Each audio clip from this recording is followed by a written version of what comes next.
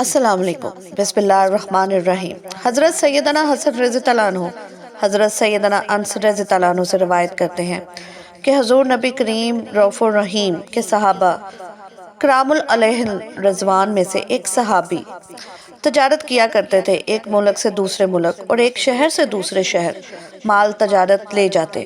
وہ بہت متقی اور پرہیزگار تھے اور ان کی عادت تھی کہ اکیلے ہی سفر کرتے۔ اسی طرح ایک مرتبہ وہ سامان تجارت لے کر سفر پر روانہ ہوئے۔ جب ایک جنگل میں پہنچے تو اچانک آہنی زارہ پہنے ایک مسلح ڈاکو نے آپ رضی اللہ عنہ کو روک لیا اور کہا، اپنا سارا مال میرے حوالے کر دو اور قتل ہونے کے لیے تیار ہو جاؤ۔ یہ سن کر وہ صحابی رضی اللہ عنہ فرمانے لگے، تمہارا مقصد مال ہے، تم میرا سارا مال لے لو اور مجھے جانے دو۔ مجھے قتل کرنے سے تمہیں کیا فائدہ ہوگا؟ یہ لو، میں اپنا تمام مال تمہارے حوالے کرتا ہوں۔ یہ سن کر ڈاکو نے کہا، میں تمہارا مال تو لوں گا ہی، مگر تمہیں قتل بھی ضرور کروں گا۔ اتنا کہنے کے بعد جب وہ حملہ کرنے کے لیے آگے بڑھا تو اس صحابی رضی اللہ عنہ نے کہا، جب تم میرے قتل کا ارادہ کر ہی چکے ہو تو مجھے تھوڑی سی مہلت دو تاکہ میں اپنے رب العزوجل کی بارگاہ میں سجدہ کر لوں اور ان سے دعا کر لوں۔ یہ سن کر ڈاکو نے کہا، جو کرنا ہے جلدی کرو، میں تمہیں قتل ضرور کروں گا، جلدی سے نماز وغیرہ پڑھ لو۔ اس صحابی رضی اللہ عنہ نے وضو کیا، 4 رکعت نماز پڑھی، پھر سجدہ کی حالت میں اللہ رب العزت عز و جل سے اس طرح دعا مانگنے لگا، اے عرش مجید کے مالک، اے وہ ذات جو ہر ارادے کو پورا کرنے والی ہے، میں تیری ذات کا واسطہ دیتا ہوں، ایسی ذات جس کی کوئی انتہا نہیں، اور اے ایسی بادشاہت کے مالک جس پر کوئی دباؤ نہیں ڈال سکتا، میں تجھے تیرے اس نور کا واسطہ دے کر سوال کرتا ہوں جس نے تیرے عرش کے ارکان کو منور کیا ہے۔ اے میرے پروردگار عز و جل، مجھے اس ڈاکو کے شر سے محفوظ رکھ۔ اے مدد کرنے والے میری مدد فرما، اے مدد کرنے والے میری مدد فرما۔ اس صحابی نے بڑی آہذاری کے ساتھ ان کلمات کے ذریعے 3 مرتبہ بارگاہ خداوندی عز و جل میں دعا کی۔ ابھی وہ دعا سے فارغ بھی نہ ہو پائے تھے کہ ایک جانب سے ایک شہسوار ہاتھ میں نیزہ لیے نمودار ہوا اور اس ڈاکو کی طرف بڑھا۔ جب ڈاکو نے اسے دیکھا تو اس پر حملہ کرنا چاہا، لیکن سوار نے نیزے کے ایک ہی وار سے ڈاکو کا کام تمام کر دیا۔ پھر وہ سوار اس صحابی رضی اللہ عنہ کے پاس آیا اور کہا، کھڑے ہو جاؤ۔ یہ سن کر وہ صحابی کھڑے ہوئے اور اس سوار سے کہنے لگے، اے عظیم شخص، میرے ماں باپ تم پر قربان ہو، آج اس مصیبت کے دن تم نے میری مدد کی ہے، تم کون ہو؟ سوار نے کہا، میں اللہ عز و جل کے فرشتوں میں سے ایک فرشتہ ہوں اور 4 آسمان سے آپ رضی اللہ عنہ کی مدد کے لیے آیا ہوں۔ جب آپ نے ان پاکیزہ کلمات کے ساتھ پہلی بار دعا کی تو آسمان کے دروازوں کی آواز ہمیں سنائی دی۔ پھر جب دوسری مرتبہ دعا کی تو ہم نے آسمان میں ایک چیخ و پکار سنی۔ پھر جب آپ نے تیسری مرتبہ یہی دعا کی تو ہمیں یہ آواز سنائی دی کہ یہ پریشان حال کی دعا ہے، لہٰذا میں نے اللہ عز و جل کی بارگاہ میں عرض کی، یا رب العالمین، مجھے اس مظلوم کی مدد کرنے اور اس ڈاکو کو قتل کرنے کی اجازت دیں۔ چنانچہ میں اللہ عز و جل کے حکم سے آپ کی مدد کرنے آیا ہوں۔ ایک اور واقعہ سماعت فرمائے۔ سرور کائنات صلی اللہ علیہ وسلم کی عمر شریف کا 40واں سال تھا۔ خاکدانِ گیتی میں رسالت محمدی کے اعلان کا وقت اب بہت قریب آ گیا تھا۔ کائنات کا ذرہ ذرہ فاران کی چوٹی سے نشر ہونے والے پیغام کے لیے گوش و بر آواز تھے۔ حضرت ابو بکر صدیق رضی اللہ عنہ اس وقت مکہ کے صرف ایک دیانت دار و فیاض تاجر تھے۔ اسی درمیان میں انہیں تجارتی مہم پر ملک شام کا ایک سفر درپیش ہوا اور وہ ضروری تیاریوں کے بعد روانہ ہو گئے۔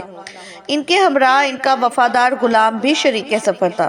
راستہ طے ہوتا رہا، منزلیں بدلتی رہی، ہفتوں چلتے چلتے ملک شام کی سرحد شروع ہو گئی۔ عربی سوداگر کا مختصر سا قافلہ اب ملک شام کی حدود میں داخل ہو چکا تھا۔ ایک دن ایسا ہوا کہ ایک لکو دک صحرا سے گزرتے ہوئے شام ہو گئی۔ حیرانی کے عالم میں اونٹنی کی مہار تھامے ہوئے تیز تیز قدموں سے چلنے لگے کہ فضا میں رات کی تاریکی جذب ہونے سے پہلے جنگل کی حدود سے باہر نکل جائیں۔ رحمت باری شریک حال تھی۔ چند ہی قدم چلنے کے بعد جنگل کی حد ختم ہو گئی، اب کھلے میدان کا اجالا نگاہوں کے سامنے تھا۔ ویسے یہ کہنے کی ضرورت نہیں ہے کہ مسافر کی شام کتنی اداس و اندھوناک ہوتی ہے۔ پہرے ظلمات سے نکل آنے کے بعد بھی یہ فکریں دامن گیر تھی کہ رات کہاں بسر کی جائے۔ خدا کی شان کہ تھوڑی ہی دور کے فاصلے پر عیسائیوں کا ایک کلیسا نظر آیا۔ آبادی کا نشان دیکھتے ہی جان میں جان آئی کہ رات گزارنے کے لیے ایک پناہ گاہ مل گئی ہے۔ قافلے کی اونٹنی کلیسا کے سامنے پہنچ کر کھڑی ہو گئی۔ سنسان ویرانے میں آدمیوں کی آہٹ پا کر ایک شخص باہر نکلا اور حیرت و تجسس کے ساتھ دریافت کیا، آپ لوگ کون ہیں؟ کہاں سے آ رہے ہیں؟ حضرت ابوبکر صدیق رضی اللہ عنہ نے جواب دیا، ہم عرب کے تاجر ہیں۔ مکہ جہاں خدا کا محترم گھر ہے، وہیں ہمارا مسکن ہے۔ ملک شام جاتے ہوئے غالباً رستہ بھول کر ہم ادھر نکل آئے ہیں۔ کلیسا میں ایک رات بسر کرنے کی اجازت چاہتے ہیں۔ اس شخص نے یہ جواب دیا، یہ کلیسا ازہائی مذہب کے ایک بہت بڑے راہب کی عبادت گاہ ہے۔ ساری دنیا سے اپنا رشتہ منقطع کر کے 100 سال سے یہاں یاد الہی میں مصروف ہے۔ صرف مجھے یہ اعزاز حاصل ہے کہ میں ان کے قریب جا سکتا ہوں۔ میرے سوا کسی کو ان کی خلوت گاہ میں قدم رکھنے کی اجازت نہیں۔ مجھے ان کی خدمت میں رہتے ہوئے 25 سال ہو گئے ہیں۔ ٹھیک ایک شیخ کی طرح انہوں نے ہماری روحانی تربیت کی ہے۔ سلسلہ کرام جاری رکھتے ہوئے کہا، اور جہاں تک رات بسر کرنے کی اجازت کا سوال ہے تو اس کے متعلق کلیسا کی ایک نہایت مشکل شرط ہے، اور وہ یہ ہے کہ یہاں رات وہی بسر کر سکتا ہے جس کے دامن زندگی پر گناہوں کی علائش کا کوئی دھبا نہ ہو۔ اس کی گفتگو تمام ہو جانے کے بعد حضرت ابوبکر صدیق رضی اللہ عنہ نے ارشاد فرمایا، لیکن تمہارے شیخ کے پاس کسی کی اندرونی حالت جاننے کا کیا ذریعہ ہے؟ کیونکہ کسی بدکار کی پیشانی پر اس کی مجرمانہ زندگی کی فہرست کندہ نہیں ہوتی۔ ایسی حالت میں کلیسا کی اس شرط سے نیکوکار مسافروں کی حق تلفی کا امکان بہت زیادہ بڑھ جائے گا۔ اس لیے بہتر ہے کہ اس شرط کو منسوخ کرا دو، پھر وہ ذریعہ بتاؤ جس کے بل پر بدکاروں نیکوکاروں کے درمیان خط امتیاز کھینچا جا سکے۔ ہزار حسن ظن کے باوجود ایک معقول سوال کی زد سے وہ اپنے آپ کو محفوظ نہیں رکھ سکا۔ چند ہی جملوں میں ذہن کی بنیاد ہل گئی۔ بے بسی کی کشمکش میں اس نے جواب دیا، میں صرف اتنا کہہ سکتا ہوں کہ جب ایک بدکار انسان کے کردار کی نحوست شیخ کے تئیں محسوس ہو سکتی ہے تو کوئی وجہ نہیں ایک نیکوکار کی روحانی لطافت کے جانچنے کا ان کے پاس کوئی ذریعہ نہ ہو۔ اس جواب کے بعد حضرت ابوبکر صدیق رضی اللہ عنہ نے فوراً کہا، تو پھر جاؤ اپنے شیخ سے میرے متعلق دریافت کر لو۔ اگر انہیں میرے قیام پر اعتراض نہ ہو تو میں رات کا کچھ وقت کلیسا کے ایک گوشے میں گزار لوں۔ سحر نمودار ہوتے ہی یہاں سے کوچ کر جاؤں گا، ورنہ ایک مسافر کے لیے کھلے آسمان کا سایہ بہت کافی ہے۔ تھوڑی دیر تک پس و پیش کے بعد وہ راہب کے خلوت قدت میں داخل ہوئے اور پیکرے عجز و نیاز بن کر اسے یہ اطلاع دی، ملک عرب کے مکہ نامی ایک شہر سے 2 مسافر بھٹکتے ہوئے یہاں آ گئے ہیں اور کلیسا میں رات بسر کرنے کی اجازت چاہتے ہیں۔ ظاہری وجاہت کے لحاظ سے ان میں ایک آقا معلوم پڑتا ہے، جبکہ دوسرے کے چہرے سے ایک وفادار غلام کی علامتیں نمایاں ہیں۔ راہب نے تھوڑی دیر خاموش رہنے کے بعد دریافت کیا، کیا وہی مکہ جو پہاڑیوں کے جھرمٹ میں آباد ہے اور جہاں قدم قدم پر کھجوروں کے جھنڈ نظر آتے ہیں؟ خادم نے جواب دیا، میں نے تفصیل نہیں معلوم کی ہے، اگر اجازت ہو تو دوبارہ جا کر دریافت کروں؟ راہب نے کہا، ضرور دریافت کرو، اور جسے تم آقا کہہ رہے ہو اس کا نام بھی معلوم کرتے آؤ۔ خادم نے یہ تفصیلات معلوم کی اور راہب کے سامنے عرض ہو کر اطلاع دی کہ مکہ کے بارے میں جو باتیں آپ نے دریافت کی ہیں وہ صحیح ہیں، اور وہ اپنا نام ابو بکر بتاتا ہے۔ ابو بکر کا نام سن کر راہب کی پیشانی پر کچھ لکیریں ابھر آئیں، جیسے حافظے پر زور دے کر وہ کوئی بات سوچنے لگا۔ تھوڑی دیر تک محویت خیال کی یہی کیفیت رہی۔ اس کے بعد اچانک کھڑا ہو گیا اور ایک مقفل صندوق میں سے بوسیدہ کاغذات نکالے اور مضطربانہ کیفیت میں اسے الٹنے پلٹنے لگا۔ ورق الٹتے پلٹتے ایک صفحے پر نظر جم گئی اور اچانک چہرے کے اتار چڑھاؤ سے ایسا محسوس ہوا جیسے کسی گمشدہ حقیقت کا سراغ مل گیا ہو۔ فوراً ہی بےتابی کے ساتھ وفادار خادم کو آواز دی اور کہا، مکہ کے سوداگر سے اتنی بات اور دریافت کر لو کہ اس کے باپ کا کیا نام ہے۔ خادم نے پھر آ کر حضرت ابو بکر صدیق رضی اللہ عنہ سے والد کا نام دریافت کیا اور واپس لوٹ کر جیسے ہی راہب کو اس نے نام کی اطلاع دی، اس کی آنکھیں حیرت و انبساط کی ملی جلی کیفیت سے چمک اٹھی۔ جس بات کی تو رنگ میں وہ کھڑا ہو گیا اور خاتم کو حکم دیا، جاؤ بغیر کسی تاخیر کے اسے میری خلوت کدے میں بلا لاؤ۔ حضرت ابو بکر صدیق رضی اللہ عنہ اٹھے اور اس کے پیچھے پیچھے راہب کے حجرہ خاص میں داخل ہوئے۔ کئی سو برس کا بوڑھا راہب جس کی بھویں سفید ہو کر لٹک گئی تھی اور ہڈیوں کے ڈھانچے کے سوا سر سے پیر تک جسم انسانی کا کہیں کوئی گداز نظر نہیں آ رہا تھا، خیر مقدم کے لیے کھڑا تھا۔ حجرہ میں قدم رکھتے ہی ایک مدھب سی آواز کان میں آئی، اگر تم وہی ہو جس کی چند نشانیاں میرے پاس محفوظ ہیں تو آج تمہارے دیدار کا شرف حاصل کر کے میں ہمیشہ اپنی خوش نصیبی پر فخر کروں گا۔ یہ کہتے ہوئے راہب نے آپ رضی اللہ عنہ کو سر سے پیر تک ایک بار سارے جسم کا جائزہ لیا، کبھی کتاب کے بوسیدہ ورق پر انگلی رکھتا، کبھی چہرے کے خد و خال کا مطالعہ کرتا۔ نوشتہ کتاب اور صحیفہ رخ کا کافی دیر تک تقابل کرنے کے بعد ایک مرتبہ عالم بے خودی میں آواز دی، زحمت نہ ہو تو اپنے داہنے ہاتھ کی کلائی ذرا میری آنکھوں کے قریب کر دو۔ کلائی پر تجسس کی نگاہ ڈالتے ہی اس کے جذبات قابو سے باہر ہو گئے۔ لرزتے ہوئے کہا، اجازت دو کہ میں تمہیں امیر المومنین ابو بکر صدیق کہہ کر پکاروں۔ طہین امیز لہجے میں حضرت ابو بکر صدیق رضی اللہ عنہ نے فرمایا، سمجھ میں بات نہیں آئی کہ صرف ایک رات بسر کرنے کے سوال پر کتنا بکھیرا پھیلا دیا ہے تم نے۔ کبھی ہم سے مکہ کا جغرافیہ پوچھتے ہو، کبھی میرا اور میرے باپ کا نام دریافت کرتے ہو، کبھی کئی سو برس کا پرانا کاغذ لے کر میرے چہرے اور جسم کے نشانات کا جائزہ لیتے ہو، اور اب تم نے مجھے ایسے نام سے موسوم کرنے کی اجازت چاہی ہے جس نام سے میرے باپ نے موسوم ہی نہیں کیا تھا۔ درماندہ انسانوں کے ساتھ اس طرح کا مذاق ایک تارک الدنیا راہب کو ہرگز زیب نہیں دیتا۔ یہ کہہ کر حضرت ابو بکر صدیق رضی اللہ عنہ واپس ہی لوٹنا چاہتے تھے کہ راہب نے ان کا ہاتھ تھام لیا۔ آسمانی بشارت سن کر تم آزردہ خاطر ہو گئے، روئے زمین کی ایک محترم ہستی سے میں کبھی مذاق نہیں کر سکتا۔ تمہارے مقدر کے جو نوشتے میرے پاس محفوظ ہیں، میں نے انہیں صرف پڑھ کر سنایا ہے۔ آج میری باتوں کا شاید تم یقین نہ کر سکو، لیکن سن لو کہ مکہ کے افق سے رسالت کا وہ خورشید انور بہت جلد طلوع ہونے والا ہے، جس کے جلووں میں ایک روشن سیارے کی طرح تم قیامت تک درخشاں رہو گے۔ آسمانی صحائف میں ایک آخری پیغمبر کے جلوہ گر ہونے کی جو نشانیاں بتائی گئی ہیں، انہی کے ذیل میں تمہاری فضیلت و تقرب کی جو نشاندہی کی گئی ہے، اس کی واضح علامتیں میں تمہاری شخصیت کے آئینے میں پڑھ رہا ہوں۔ ایک ہنگامہ خیز تحریر کے ہجوم میں حضرت ابو بکر صدیق رضی اللہ عنہ کلیسا کے ایک حجرے میں آ کر لیٹ گئے۔ ساری رات راہب کی گفتگو بزم خیال میں گردش کرتی رہی، ذہن میں طرح طرح کے تصورات کا طوفان امڑتا رہا۔ ایک لمحے کے لیے بھی انہیں نیند نہیں آئی۔ صبح کو جب رخصت ہونے لگے تو راہب کی الوداعی ملاقات کا منظر بڑا ہی دردناک تھا۔ اشکبار آنکھوں سے پیشانی کا بوسہ لیتے ہوئے بوڑھے راہب کا یہ جملہ مکہ کی واپسی تک ان کے حافظے پر نقش رہا، تمہاری زندگی میں فیضان الہی کی جب وہ سحر طلوع ہو تو مجھے بھی فیروز بخت دعاؤں میں یاد رکھنا۔ کئی مہینوں کے بعد آج حضرت ابو بکر صدیق رضی اللہ عنہ اپنی تجارتی مہم سے مکہ کو واپس لوٹ رہے تھے۔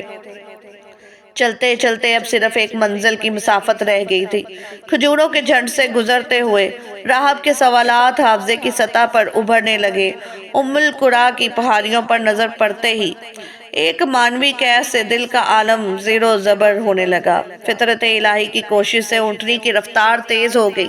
مکہ کی آبادی میں داخل ہوتے ہی کہیں سے ابو جہل نے دیکھ لیا۔ اس نے فوراً یہ خبر سنائی، شاید تمہیں معلوم نہیں ہوگا کہ تمہارے جانے کے بعد یہاں کے کیا کیا گل کھلا ہے۔ حضرت ابو بکر صدیق رضی اللہ عنہ نے جواب دیا، کوئی اہم واقعہ رونما ہوا ہے تو سناؤ۔ ابو جہل نے طنز کرتے ہوئے کہا، عبداللہ کے بیٹے محمد صلی اللہ علیہ وسلم کے متعلق تم بھی جانتے ہو کہ اپنے قبیلے میں وہ کتنا معزز اور ہر دل عزیز تھا۔ وہ کہتا ہے کہ میں خدا کا آخری پیغمبر ہوں۔ میرے پاس ایک فرشتہ آسمان سے وحی لے کر اترتا ہے۔ اب وہ اپنے آباء و اجداد کے خداؤں کی مذمت پر اتر آیا ہے۔ لات و وہبل کے سنگ آستہ سے باغی بنا کر وہ لوگوں کو ایک خدا کی پرستش کی دعوت دے رہا ہے۔ اس اقدام پر سارے مکہ میں غیظ و غضب کی آگ بھڑک اٹھی ہے۔ قوم میں تمہاری ذہانت و سنجیدگی ضرب المثل ہے۔ عام طور پر تمہاری بات کا بہت زیادہ وزن محسوس کیا جاتا ہے۔ ہمیں امید ہے کہ اس فطرے کی سرکوبی میں تم اپنی بہترین صلاحیتوں کا مظاہرہ کر کے اپنی قوم کو شکر گزار بناؤ گے۔ ابو جہل کی گفتگو سن کر حضرت ابوبکر صدیق رضی اللہ عنہ کی نگاہوں کے سامنے ایک نئی زندگی کا مستقبل چمکنے لگا۔ راہب کی پیشن گوئی بظاہر حقیقت کے سانچے میں ڈھلتی ہوئی محسوس ہونے لگی۔